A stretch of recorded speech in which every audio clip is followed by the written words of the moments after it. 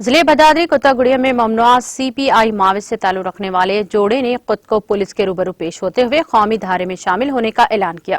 Police superintendent بھدادری کتا گڑیم نے media سے بات کرتے ہوئے بتایا کہ سکما ضلع کے بھیماورم سے تعلق رکھنے والے 27 سالہ ایم سونا اور اس کی اہلیہ 25 سالہ ایم جوگی عرف رادھا نے آج CRPF 81ویں بٹالین اور CRPF کے 141ویں بٹالین کے افسران کے روبرو ہتھیار ڈالتے ہوئے خود سپردگی اختیار کر لی۔ ضلع SP نے اسے ممنوعہ